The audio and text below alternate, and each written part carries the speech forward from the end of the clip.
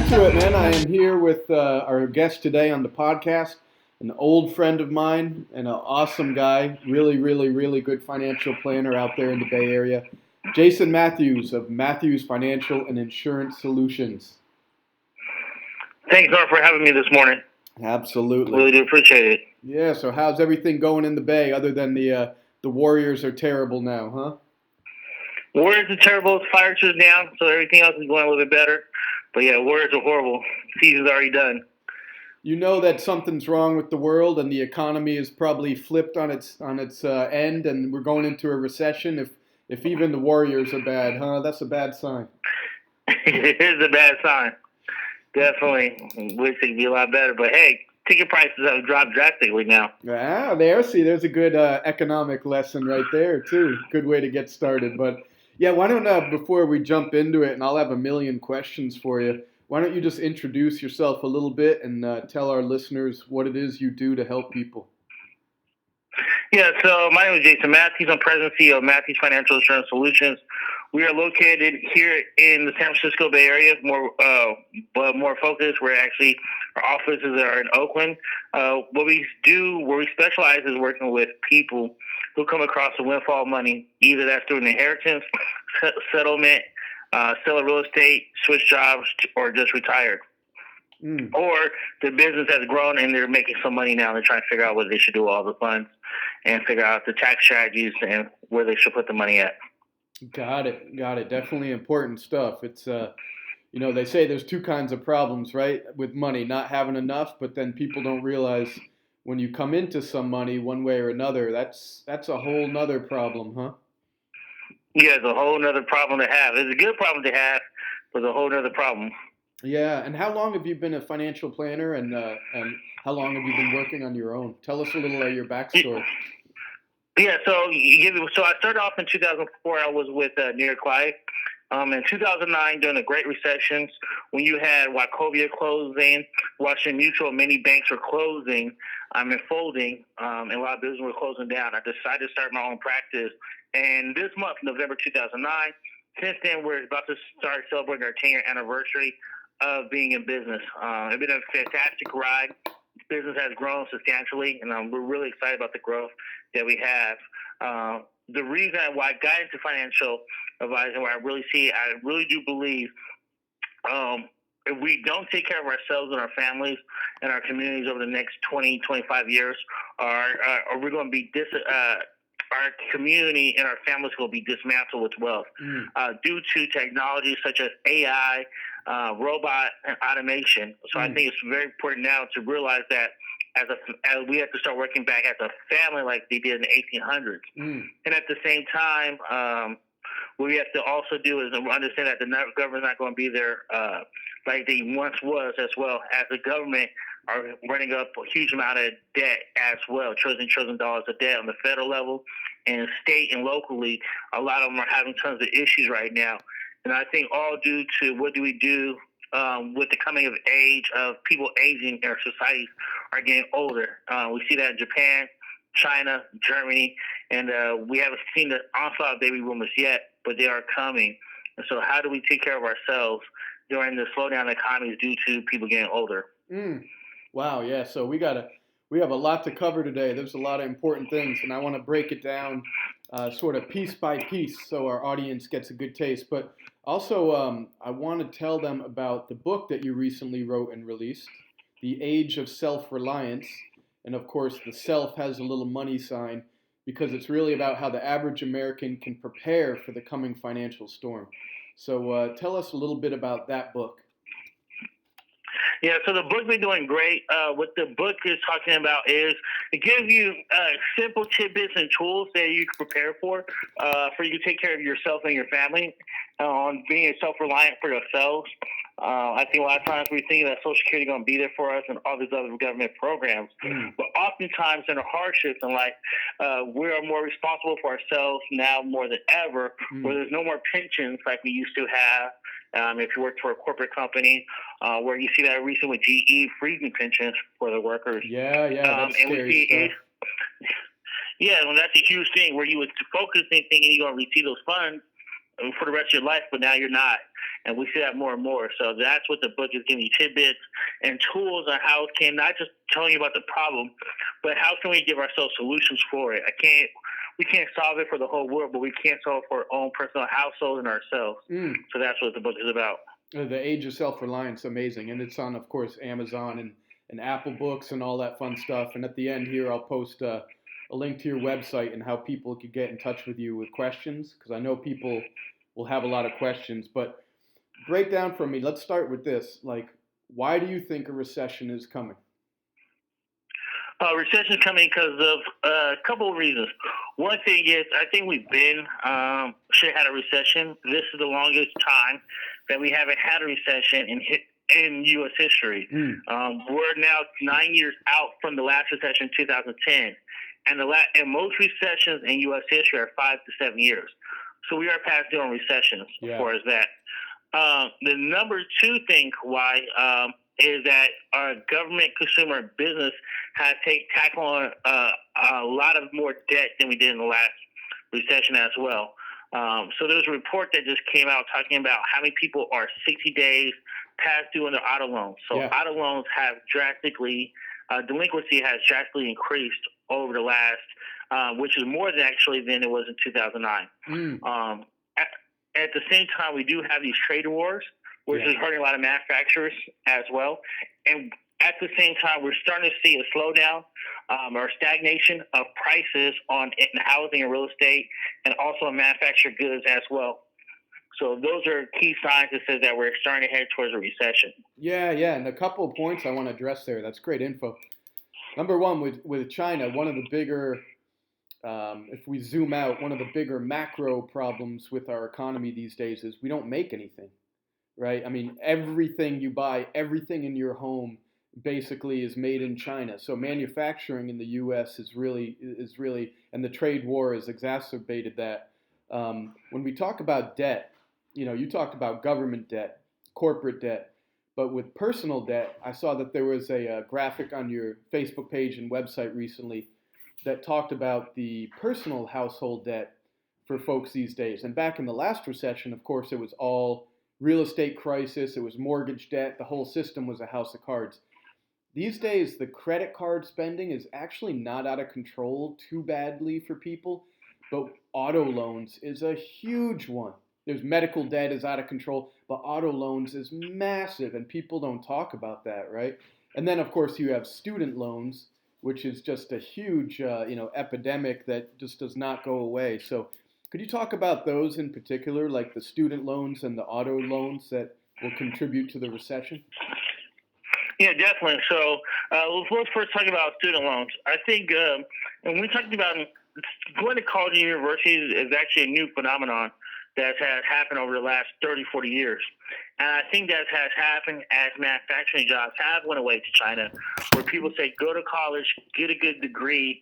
Our family tells us, and this be a great way to take care of yourself and your family down the road. Upon that, colleges have drastically increased the cost of going to college, where it has made it really out of reach for a lot of middle class and working class families.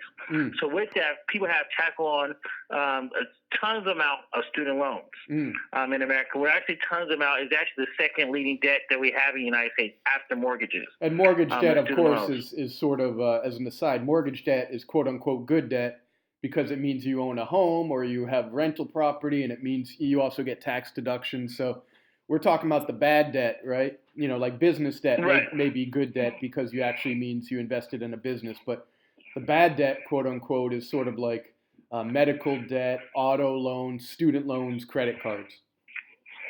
Exactly.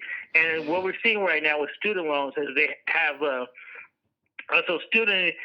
right now we have about 20% delinquency rate on student loans. Wow. The reason being is a lot of people are going to school and not getting the jobs that they thought they were going to have, and the wages are just simply not there for them to live self-sufficient and to pay those student loans. And so that's a huge crisis. I think that's still bumbling and is still going to continue to grow, especially as universities continue to increase their prices of going to school. Yeah, Jason, you're right. And I've read that it's like student loans about 1.5 billion right now, which is, just astronomical. When it comes to student loans, what is the average person getting out of college? What are they looking at with their wages that they might make versus how much student loans they have, and how long will that take them to pay it off usually? The average person right now have about 35 to 40,000 of student loans right Woo! now, Wow. and that's just for a bachelor's degree.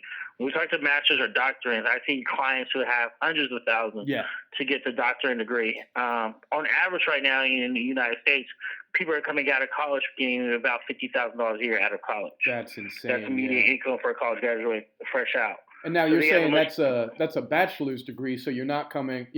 So what kind of jobs are available for people with just a standard bachelor's degree, right? right, and those jobs are going to be limited, especially as our society has got a lot more educated. Mm. And as an aside to that, like you said, it's the American dream or what we've all been taught. Go to school, get a degree, get a job with a good company. That was great in 1950, 1960, 1970, but it certainly does not apply now. You really need to empower yourself and make correct decisions, which is what you talk about in the age of self-reliance. But there was a study that I read that it broke down a bachelor's degree, the value of a bachelor's degree, and if your employer really, frankly, cares, if they even look, even if they care, and the study found that unless you went to like 6 to 8 schools, like some Ivy League, it wasn't even all the Ivy League, but the top Ivy League schools or Stanford or MIT or something, your employers do not care. And so you could get a bachelor degree for $15,000, $20,000, or you could spend $150,000, and guess what? You're probably going to be competing for similar jobs. Right. And there was also a report from Google and these tech companies sort of saying that they're actually looking for, they're not even looking at college degrees anymore. Yeah, So that's a huge thing as well. it's more skill based, right? They want to know what kind of tangible skills you have. That's correct. All right, and now break down so many good things to cover. Break down, if you will. We talked about student loans, people, getting. How about this? Let's do this. Let's backtrack before we move on. Let's talk about auto loans because that's the one no one talks about, and it's just out of control. Yeah, let's talk about it. So auto loans used to be where you used to have a 60-month payment. Now you look at it, more and more Americans are having 72 months and 84-month payments. And the amount of people who are actually now are getting subprime loans are astronomical, especially on used cars. Mm-hmm. And the problem with these 84 months and 72-month payments is after a certain point, your car going to break down. Yeah. And if you're buying a used car, high interest rate, your car breaks down, say your transmission goes out, and now you have to pay for the transmission. Your engine blew out because you bought a high car with a lot of miles on it. The car goes out, so on and so forth. So that's why we have a lot of people are defaulting on their auto loans. And also, times are getting harder for people. Gas prices here in the Bay Area is about $4 a gallon. Yeah. And at the same time, auto car prices have drastically increased. And I think nobody says that in the government, but auto car prices have drastically increased. Where 10 years ago, you could have got a reasonable middle-class car for $15,000. Now that car's going for $25,000 to $30,000. There's a lot of people. You know me. I'm cheap. I take the bus, and I'm not even kidding. I don't own a car, but that's something different. But there's a lot of people I see driving around in $50,000, $60,000 cars, $80,000 SUVs, and basically they set up the financing where they're setting up people to fail. You're basically just renting this thing, whether it's a lease or a longer term payoff, like you said. But some of these interest rates are extreme, and when you look at a payoff of 5, 6, 7, 8 years, if you're paying whatever interest rate it is, you're just going to be paying, and then the asset depreciated, right? So it's not like you're paying for something that saves its value. Right. Exactly. Imagine if you're a person who has an 84-month loan, and then the car breaks down after year 5. And you bought it with 70,000 miles. Now the car has 100,000 miles on it.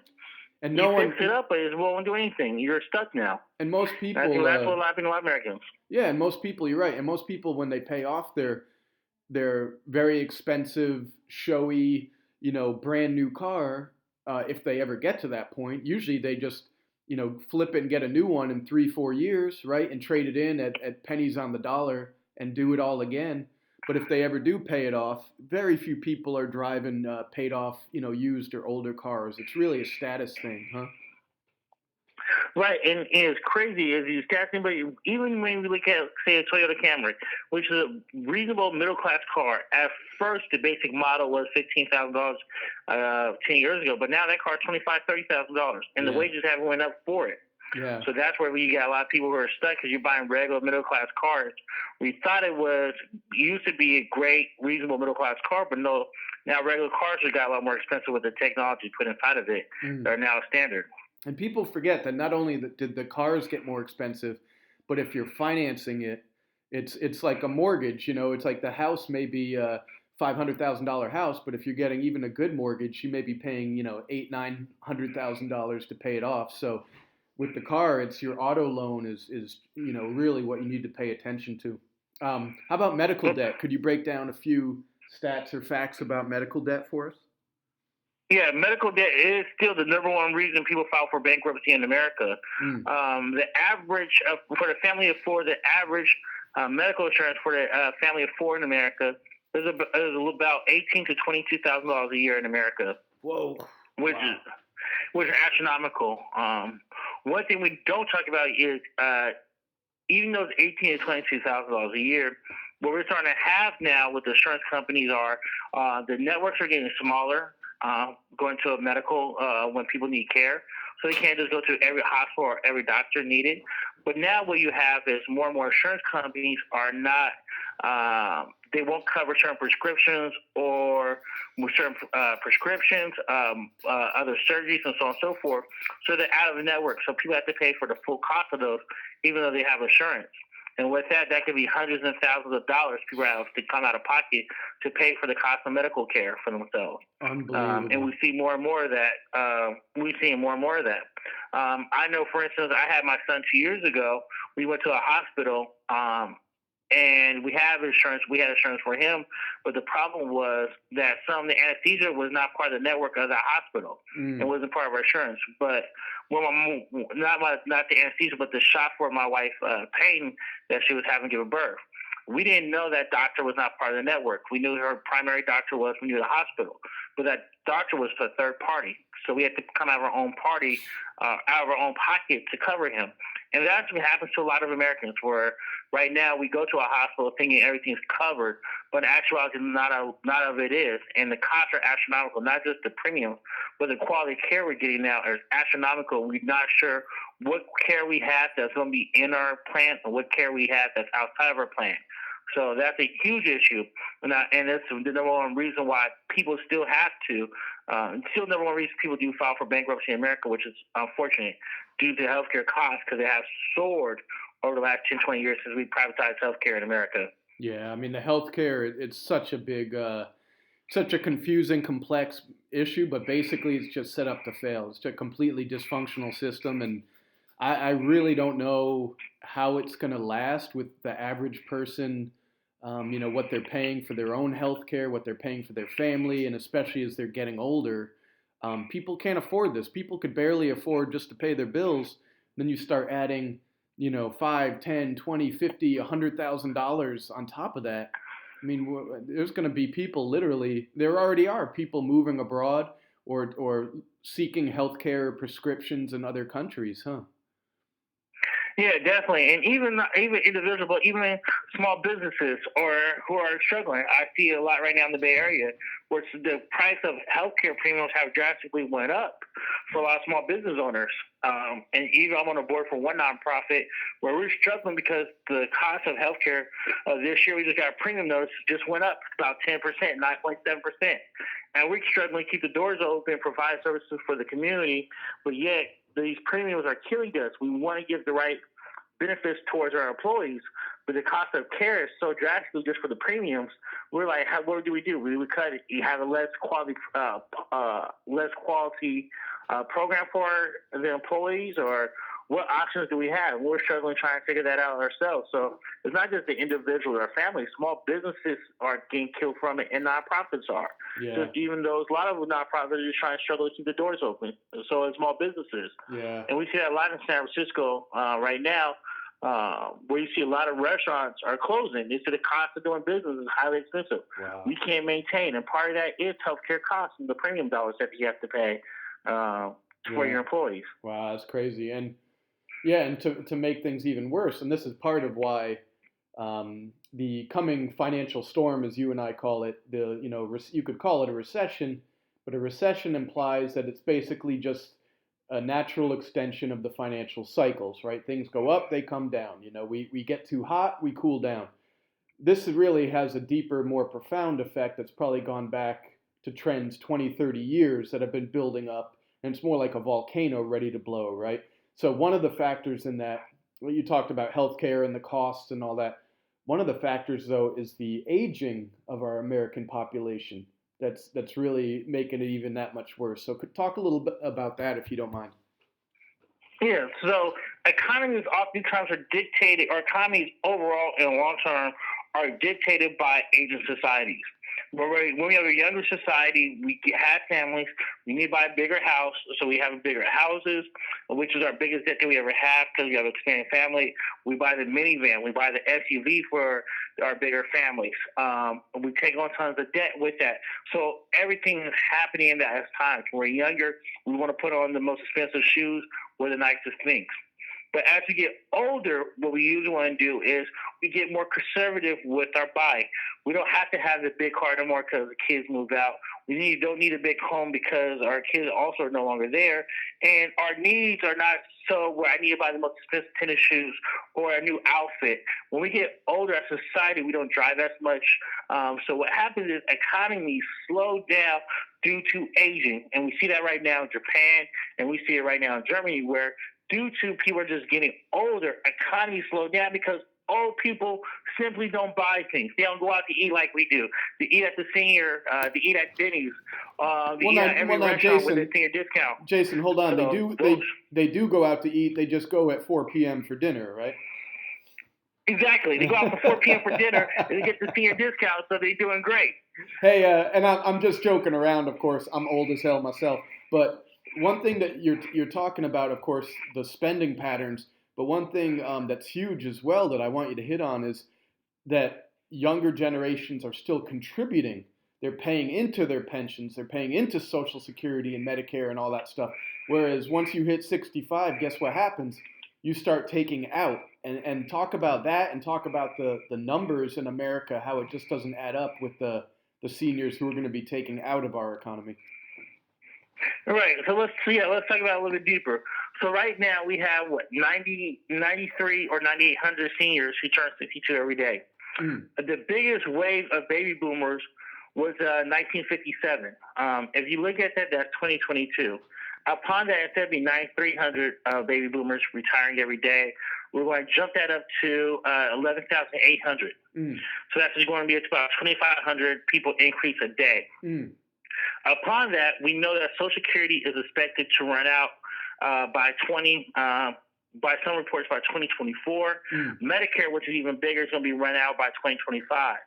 So even though if you're a young person, and I say young, anybody 45 and below, or really 50 and below who contribute, the promises or the situation of Social Security and stuff is going to hurt our national budget, and you might not necessarily get the Medicare that they promise you or the Social Security that's promised to you, even though you're contributing towards it every single paycheck, which is mandatory for yourself.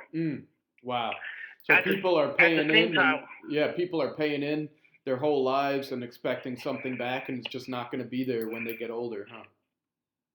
Exactly. And now for older employees, we assume that it's going to be there for them. But when we talk about Social Security going broke, we're not saying that it's going to be all 2024 that you're going to have $0 coming in. Yeah. We're talking about in 2024 that they're only going to give you the money that they receive.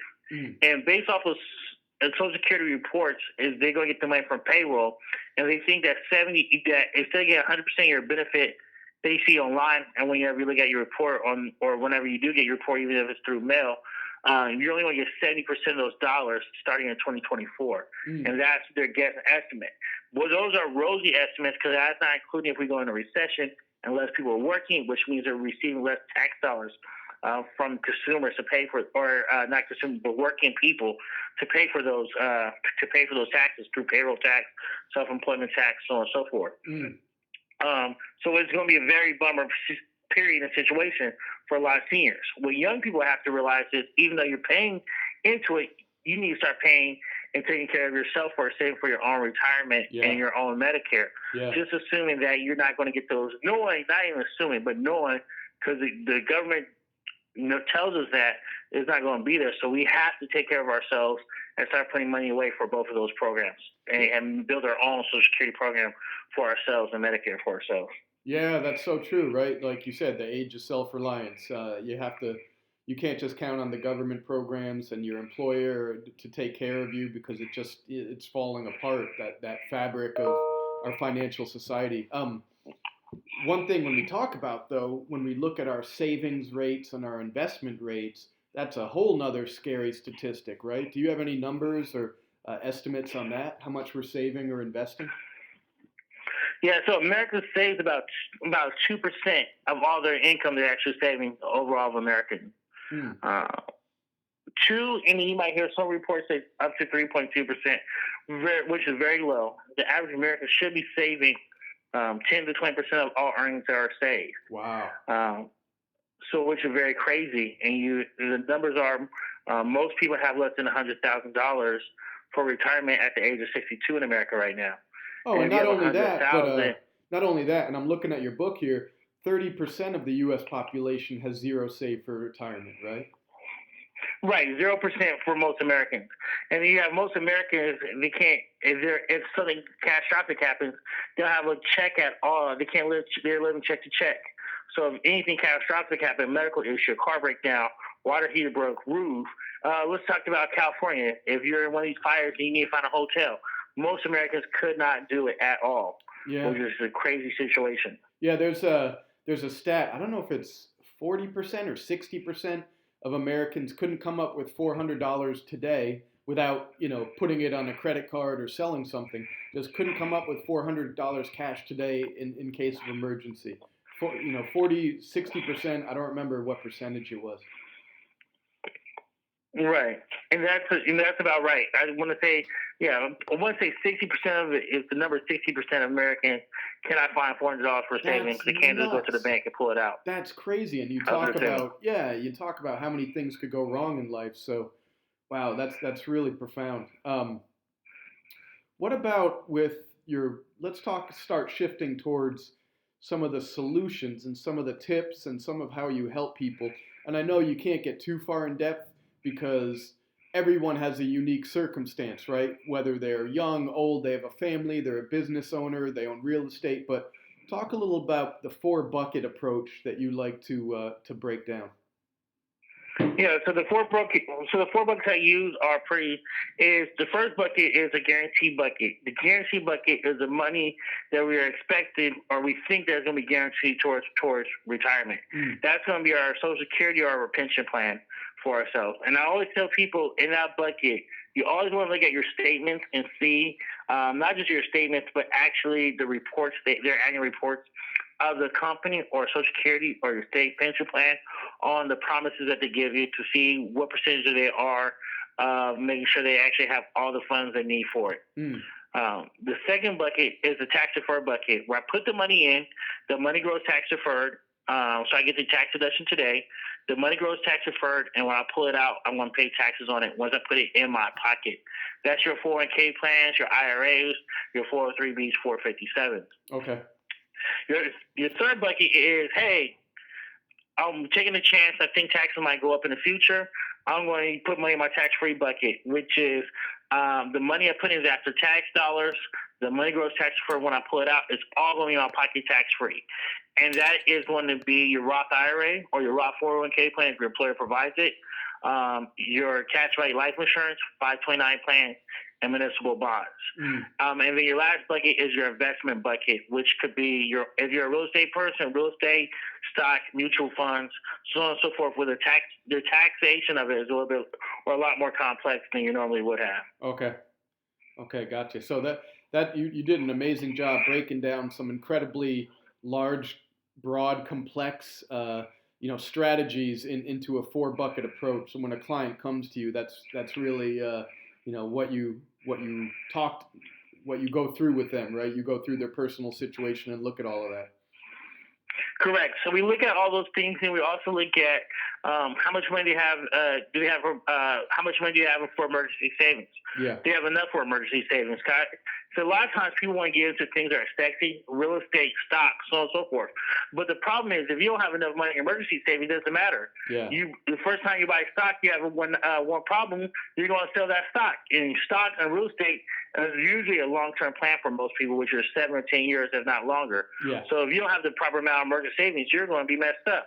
Then we look at the health insurance, to make sure they have a proper amount of health care, disability insurance, long-term care if they're over the age of 50, which is if they get sick, who's going to take care of them? So important. And then, so important, right? So important. Yeah. So important. Yeah, so important. I think those are conversations we need to start having as families. Saying, if I get sick, who's going to take care of me? Because the costs are drastically. If you don't have family members by, in California, you're going to pay $5,000 a month if somebody comes to your home. Yeah. If you go to a facility, you're looking at $10,000 to $12,000 a month in California, or in the Bay Area, I should say. Yeah. And then the last thing is trust in estate planning. If I get sick, something happens to me, who's going to handle my financial situations the way that I want to? Not just me when I die, but what happens if I have a stroke? Who's going to pay my bills for me? Yeah. Who's going to be able to go to the bank? Who's going to have access to my checking account and write those checks to make sure I can continue to pay the mortgage I have and do all the things that need to be done for myself? So important, yeah. And there's some great info in your book, The Age of Self-Reliance. Let me ask about a couple different, because of course this is what I do, real estate and mortgage related, though it applies to any small business, financial services. But with this podcast and the marketing I do, of course I know a ton of realtors and loan officers, and talk about a group of people who have no long-term plan. They make, I don't know anyone who makes better, consistent money who doesn't have more to show for it in terms of the average realtor, mortgage lender, their savings, their cash, their investments, their 401k. Talk about what you see, what mistakes they're making, or where they need to improve, or where you could help them. Yeah, for mortgage, especially for my mortgage real estate clients, I'm seeing a lot of them, they're staying as a sole proprietor. And the problem with staying as a sole proprietor is you get killed on the self-employment tax. Which is for self-employment tax, you're paying 15%. And I think one way where you can maximize your taxes and lower your taxable income is doing what they call is a S corporation a lot of times for yourself. Okay. And what that does is it gives you a lot of great benefits to give yourself a salary, and it helps you lower your taxable income overall by setting up your S corp. So you do pay yourself a salary, and then you also can put money. You receive a salary, which you do pay self-employment tax, but you can also give a dividend, and your salary based off of a reasonable salary that the government allows you to take for that for your occupation. Okay, so you got a lot of different strategies working in conjunction, of course, with their tax planner or CPA and their insurance person maybe, but the whole financial picture, huh? Right, exactly. And then the second thing I see a lot of realtors who should be taking advantage of as well, and mortgage people, is taking advantage of doing a solo 401k plan. Okay. They could put up to $56,000 away into it every year, and it's all tax deductible for them. But also a great thing about that is they can borrow half the funds if they wanted to. They can borrow half the funds to purchase a piece of real estate for themselves personally. Oh wow, that's fantastic! Yeah. So you that's just realtors, but you have in your book or when clients come to you, you have a lot of tangible strategies, not just theories, but tangible strategies, how people can save money, spend less, prepare better for the future. We call it bulletproof your finances, right? Real important Correct. ways that they could start saving money, today, spend less today, start paying off debt, make sure they're covered in the future. Talk a little bit if, and some of this you even say there's ways you could actually even benefit or cash in or do better when the recession comes. So touch on a few of those strategies if you don't mind. Yeah, no problem. So one thing I would tell people going into recession is we want to try to eliminate or reduce all our bad debt as much as possible. With that being said, the smart thing to do is what they call a snowball effect on your debt. Okay. So what you do is you write down all your debt that you have from the lowest all the way up to the lowest amount that you owe to the largest amount. And what you do is you pay the minimums on all of them besides one. You focus on paying off that smallest debt. Mm-hmm. And then that money, we roll it over to the next debt we have, and so on and so forth, and we have a snowball effect and to reduce that debt. Mm-hmm. At the same time, what we do is we should always set up a savings account that is not connected to our bank. So it can go to an online bank like Capital One, or it could be at a credit union far away, and we make sure we pay ourselves 10 to 20% of our savings for down the road. Okay. And what that do, and what I recommend to our bank is, oftentimes if we see a sale at the mall or Amazon, we'll transfer those money. We'll transfer those monies over, and then we spend that money immediately because we just transfer like that. While we want to put it where we don't have easy access to those funds immediately, where we actually have to put some type of self-discipline, or we put a buffer on ourselves to not go back, to spend all the money we have saved for that. It's true, right? It's having it's just resisting human temptation and our psychology of how we spend and impulse purchases, and that's why Amazon is so dangerous, right? It's just you sit there, you're like buy, buy, buy. You don't even need to put in credit card information or shipping. It's like one button, but that's why it's so important to have a savings account like you propose, maybe with no ATM card, that you actually it automatically comes out of every paycheck, but you actually have to go down to the branch if you want to take money out, huh? Exactly. I think that's a smart thing to do. Also, even though we talk about recession is not always bad news, I think it brings opportunities of a lifetime for people. Either the stock market could drastically go up, or real estate prices are very low at the time, and we could buy a bunch of real estate, and we could play Monopoly. With that being said, I think it's smart to continue to educate ourselves and possibly start an investment club with some of our friends. We chip in and we start putting together different strategies for ourselves and understanding what resources we do have, not just our own personal resources, but the resources that we're connected with as well. Interesting. So you're talking about, getting a group together to share information, educate each other, share opportunities, networks, and even possibly team up with resources to buy something that's basically discounted during the recession, right? Exactly. And we all love discounts. Yeah, you got that right. Hey, and you have a lot more of these strategies and these tips, of course, in the book or when people contact you, but I'm looking through them and they're fantastic. People should really take advantage of it. One thing, if you don't mind, I would love to chat about, we're talking about different needs, challenges, shortcomings for folks with the coming recession. How about the African American community, the minority community? What unique or specific challenges are you seeing in those communities that you're helping out with?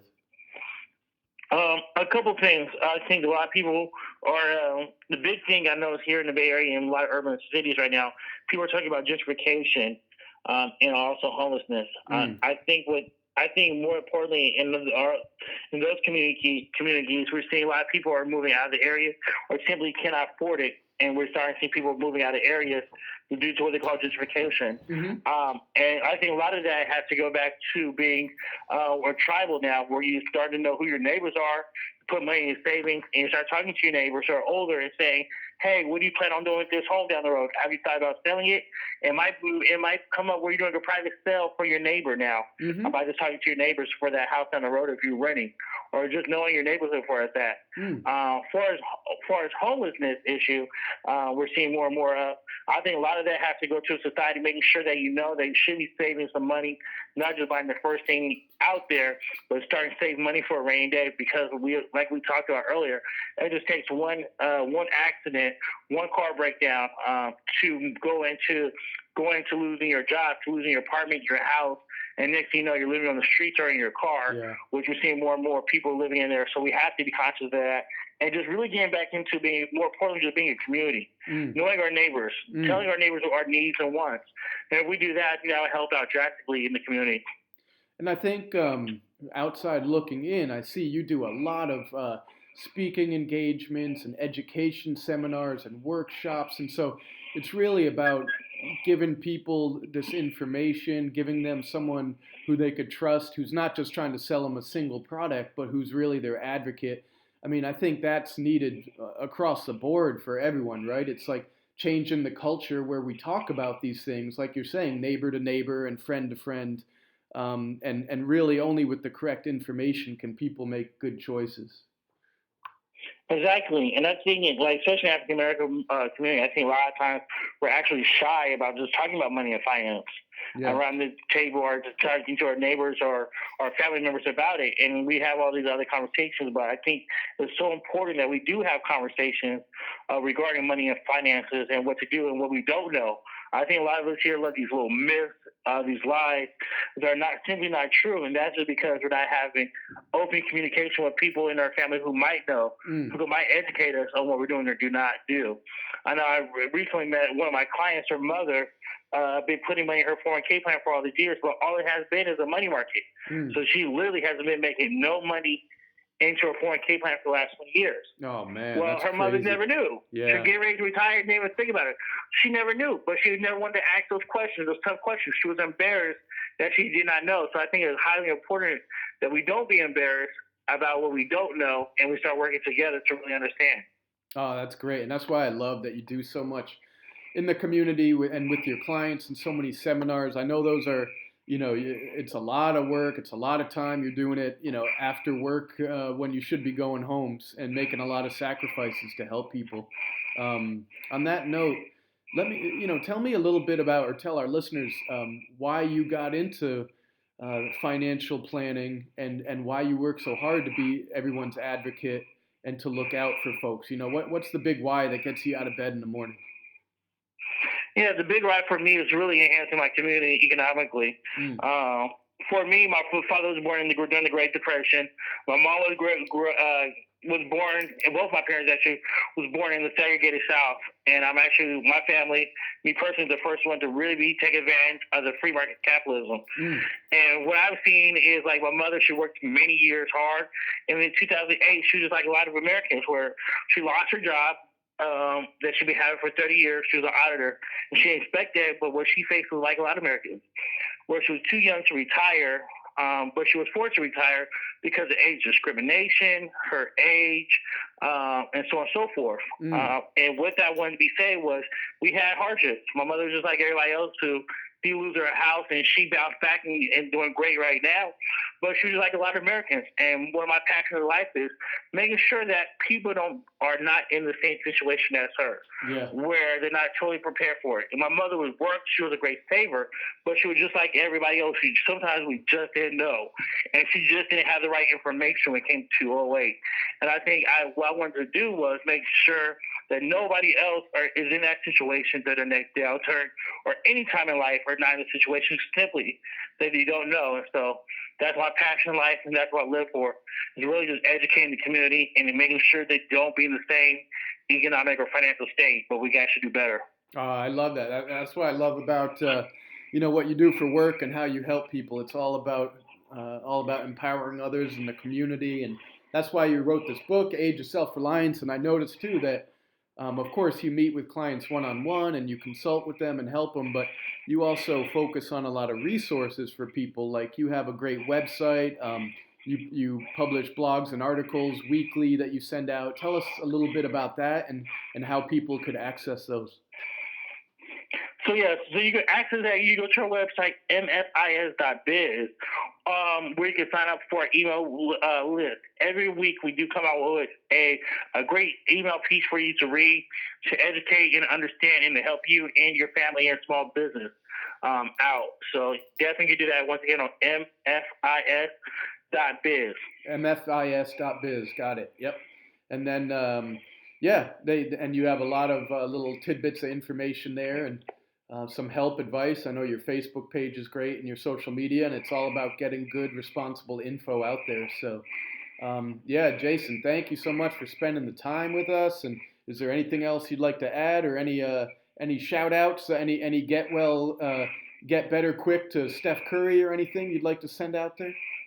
Yeah, Steph Curry get their hands fixed quick so he can make it to the playoffs. And Draymond Green, stop being a baby, huh? Yeah. Draymond get better. Clay get rest up. We're coming back for another ring. If anybody does have any information as well for me, you always call me at 510-229-7608 or email me at Matthews, MATTHEWS, Matthews Financial @gmail.com. Perfect. Hey, Jason, thank you so much. We really appreciate you. And thank you, Norm. Appreciate it, man.